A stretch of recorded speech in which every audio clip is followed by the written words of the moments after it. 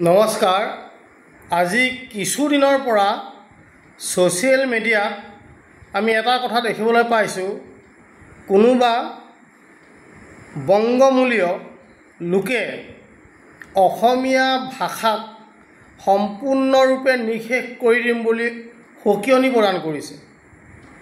গতিকে আমি আশা কৰিছোঁ এনেধৰণৰ দুষ্কৃতিকাৰীক আমাৰ অসম চৰকাৰ আৰু অসমৰ প্ৰশাসনে আইনগতভাৱে কঠোৰতকৈও কঠোৰতম শাস্তি প্ৰদান কৰিব লাগে, যাতে অসমীয়া ভাষা সাহিত্য সংস্কৃতিৰ ওপৰত ভৱিষ্যতে কটু মন্তব্য প্ৰকাশ কৰিবলৈ কোনো লোকে সাহস কৰিব নোৱাৰে।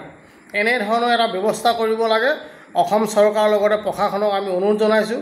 লগতে আমাৰ অসমৰ জাতীয় সংগঠনসমূহে চৰকাৰ আৰু প্ৰশাসনক সহযোগিতা আগবঢ়াব লাগে, যাতে অসমীয়া আৰু অসমীয়া সাহিত্য সংস্কৃতি ভাষাক কোনো লোকে এনেধৰণৰ টুলুঙা মন্তব্য প্ৰদান কৰি অপমানসূচক মন্তব্য যাতে প্ৰকাশ কৰিব নোৱাৰে, তাৰ বাবে আমি ব্যৱস্থা গ্ৰহণ কৰিব লাগে বুলি আমি অনুৰোধ জনাইছোঁ।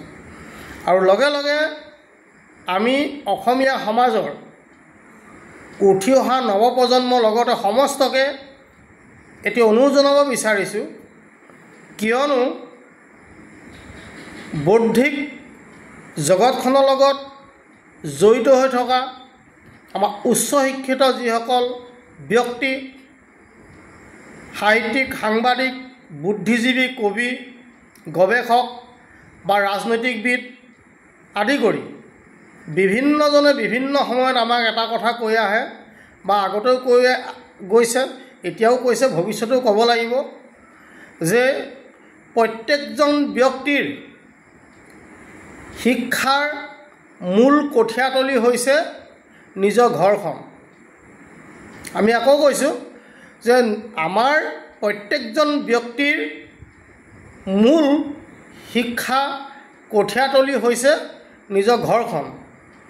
এই বুলি আমাক বিভিন্ন সময়ত বিভিন্নজনে, বিশেষকৈ বৌদ্ধিক জগতখনৰ লগত জড়িত থকা মহান ব্যক্তিসকলে আমাক কৈ আহিছে, যিটো কথা অতিকৈ গ্ৰহণীয় আৰু অতিকৈ আদৰণীয় আৰু চিৰন্তন সত্য বুলি আমি ক'ব লাগিব। কিন্তু কথাটো হ'ল যে আমাৰ যদি ঘৰখনে আমাৰ শিক্ষাৰ মূল কঠীয়াতলী হয়, তেনেহ'লে আমি আমাৰ ঘৰখনৰ পৰাই আমাৰ ভাষা সাহিত্য সংস্কৃতিক আমি জীয়াই ৰাখিবৰ বাবে আখৰা কৰিব লাগিব। এতিয়া আমি যি দেখিছোঁ, আমাৰ শিক্ষাৰ কঠীয়াতলী নামৰ সেই ঘৰখনতে আমাৰ ভাষা আৰু সাহিত্য সংস্কৃতিক ধ্বংস কৰিবলৈ আমাৰ একাংশ শিক্ষিত, বিশেষকৈ উচ্চ শিক্ষিত লোকে আৰম্ভ কৰিছে, যাৰ বাবে হয়তো আমাৰ অসমীয়া ভাষা সাহিত্য সংস্কৃতিক অন্য কোনো লোকে ধ্বংস কৰিব নালাগে, আমি নিজেই ধ্বংস কৰিম যেন আমাৰ অনুভৱ হৈছে। আমি সকলোৱে জানো যে এটা জাতি বিশ্বৰ বুকুত জিলিকি থাকিবলৈ হ'লে বা চিৰযুগমীয়া হৈ জিলিকি থাকিবলৈ হ'লে আমাক বিশেষ চাৰিটা বস্তু অতিকৈ প্ৰয়োজন। প্ৰথম ভাষা, দ্বিতীয় সংস্কৃতি, তৃতীয়তে হৈছে আমাৰ সাহিত্য, চতুৰ্থতে হৈছে আমাৰ জাতীয় সাজপাৰ। ভাষা, সাহিত্য, সংস্কৃতি আৰু আমাৰ জাতীয় সাজপাৰ, এই চাৰিটা বস্তুক যদি আমি সুৰক্ষিত কৰি ৰাখিব নোৱাৰোঁ, আমি যদি অসমীয়া সমাজৰ প্ৰত্যেকজন ব্যক্তিয়ে তাক হৃদয় কোণত সজীৱ কৰি ৰাখিব নোৱাৰোঁ, তেন্তে আমাৰ ভাষা সাহিত্য সংস্কৃতিক অসমৰ বা অসমীয়াৰ বাহিৰৰ লোকে আহি ধ্বংস কৰিব নালাগে, আমি তাক ধ্বংস কৰিবলৈ আৰম্ভ কৰাৰ দৰে হ'ব। গতিকে সময় থাকোঁতেই আমি আহ্বান জনাইছোঁ যে আমাৰ নিজৰ ভাষা সাহিত্য সংস্কৃতিক আমি নিজেই অতি সুন্দৰভাৱে মানি চলাৰ লগতে বিশ্বৰ প্ৰত্যেকজন ব্যক্তিক আমাৰ ভাষা সাহিত্য সংস্কৃতিক যাতে আমি চিনাকি কৰি দিব পাৰোঁ তাৰ বাবে আমি প্ৰয়াস কৰিব লাগিব। এতিয়া কথা হ'ল আমাৰ অসমীয়া জাতিৰ বা অসমীয়া সমাজৰ এনে কিছু বাক্য আৰু শব্দ আছে যিসমূহ বিশ্বৰ কোনো জেগাত বা কোনো ঠাইত ব্যৱহাৰ নহয়, কেৱল মাত্ৰ অসমত ব্যৱহাৰ হয়, তাকো কম সংখ্যক অসমীয়া লোকৰ মাজত। সেয়া হৈছে মা, দেউতা, পিতাই, দদাইদেউ, ককাইদেউ, বাইদেউ, আইতা, এনেধৰণৰ যিসমূহ আমাৰ বাক্য, এই বাক্যসমূহ কেৱল আমাৰ অসমৰ এমুঠি লোকে ব্যৱহাৰ কৰে।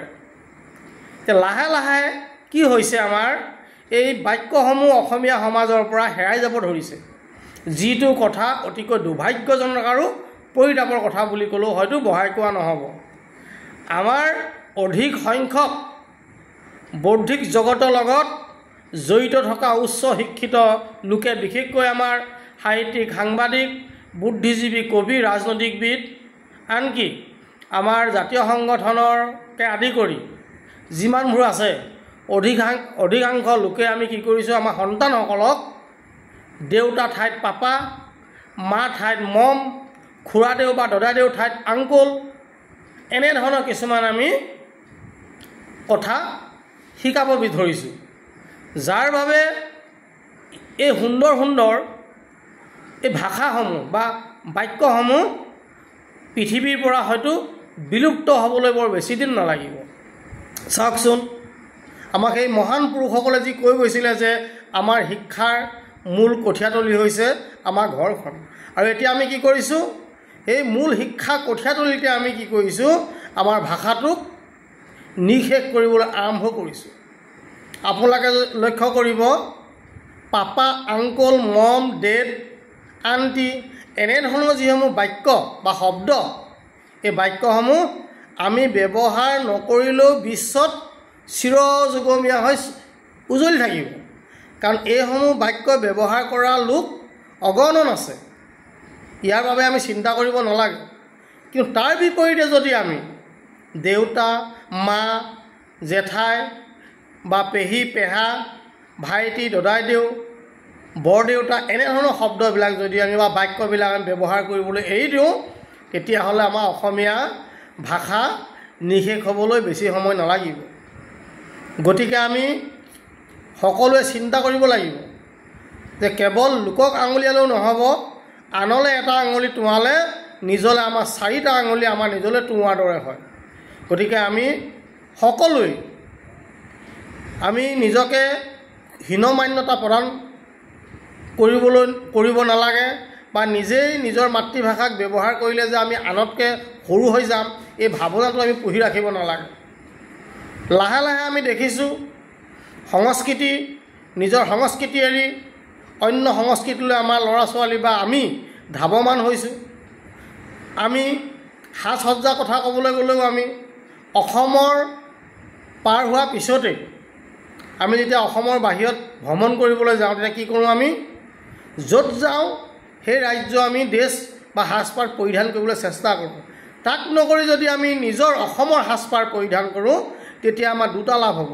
প্ৰথম, এই প্ৰৱাসী অসমীয়া সকলে আমাক সহজে চিনি পাব যে আমাৰ অসমৰ নিজৰ কোনোবা জ্ঞাতি আমাৰ ইয়াত ফুৰিবলৈ আহিছে, আৰু লগতে কি হ'ব, সেই বহিৰাজ্য যিসকল লোক তেওঁলোকে আমাক চিনি পাব যে এইজন অসমৰ লোক, আৰু অসমৰ জাতীয় সাজপাৰ এনেধৰণৰ। গতিকে আমি অসমত ব্যৱহাৰ নকৰিলেও আমি অসমৰ বাহিৰত গ'লে বা ভাৰতৰ বাহিৰত গ'লে আমি জাতীয় সাজপাৰ যিমান পাৰি পৰিধান কৰিবলৈ আমি চেষ্টা কৰিব লাগিব। কেৱল আমি ডাঙৰ ডাঙৰ কিতাপ লিখি, কবিতা আবৃত্তি কৰি, ডাঙৰ ডাঙৰ মিটিঙত ভাষণ দি ইয়াতে সীমাবদ্ধ হৈ থাকিলে নহ'ব। সেইকাৰণে কৈছোঁ, উপদেশতকৈ আহি ভাল, যিটো কথা আমি সকলোৱে লাহে লাহে পাহৰিবলৈ আৰম্ভ কৰিছোঁ, যে উপদেশতকৈ আহি ভাল, এই কথাটো আমি পাহৰিবলৈ আৰম্ভ কৰিছোঁ। ইতিমধ্যে আমি দেখিছোঁ দৰা সাজতো আমাৰ বৰ্তমান উঠি অহা নৱপ্ৰজন্মই, অৱশ্যে তাৰ কাৰণে অভিভাৱক সম্পূৰ্ণ দায়ী, আমি নৱপ্ৰজন্মক দোষিলে নহ'ব। আমাৰ কি হৈছে, দৰা সাজতো এতিয়া লাহে লাহে আমাৰ চুৰিয়া চেলেং আঁতৰি পায়জামা ব্যৱহাৰ কৰা এটা নীতি আদৰ্শ প্ৰচলিত হ'ব ধৰিছে। আৰু দুদিনৰ পিছত যে আমাৰ কইনাগৰাকীয়েও চাদৰ মেখেলা সম্পূৰ্ণৰূপে বাদ দিব বিয়াত, তাক আমি নুই কৰিব নোৱাৰোঁ। গতিকে আমি অনুৰোধ জনাইছোঁ, আমাৰ নিজৰ ভাষা, নিজৰ সাহিত্য, নিজৰ সংস্কৃতি, নিজৰ আমাৰ যি সাজপাৰ আমি নিজেই প্ৰথম সম্পূৰ্ণৰূপে মান্যতা প্ৰদান কৰি শ্ৰদ্ধা ভক্তি কৰি ব্যৱহাৰ কৰিব লাগিব। তাৰ পাছতহে আমাক দেখি অন্য লোকে আমাৰ ভাষা, সংস্কৃতি, সাহিত্যক আঁকোৱালি ল'ব। আকৌ কৈছোঁ, যদি আমাৰ অসমৰ বায়ু পানী খাই ডাঙৰ হৈ যদি আকৌ অসমত থাকি অসমীয়া ভাষাক কোনোবাই উপলুঙা কৰে বা সকিয়নি প্ৰদান কৰে, তেন্তে তেনে-লোকক আমাৰ অসমৰ প্ৰশাসন, অসম চৰকাৰে যিমান পাৰে সোনকালে তেনে লোকসকলক শাস্তি প্ৰদান কৰিব লাগে। কঠোৰতকৈ কঠোৰতম শাস্তি প্ৰদান কৰিব লাগে। নহ'লে এই বিহ গছৰ শিপাবিলাক যদি এতিয়াই উঘালি দিয়া নহয়, ভৱিষ্যতে ই আমাক অপকাৰ কৰা সম্ভাৱনা থাকিব। ইয়াকে কৈ আমি সমস্ত জনচৰণত সেৱা নিবেদন কৰিলোঁ।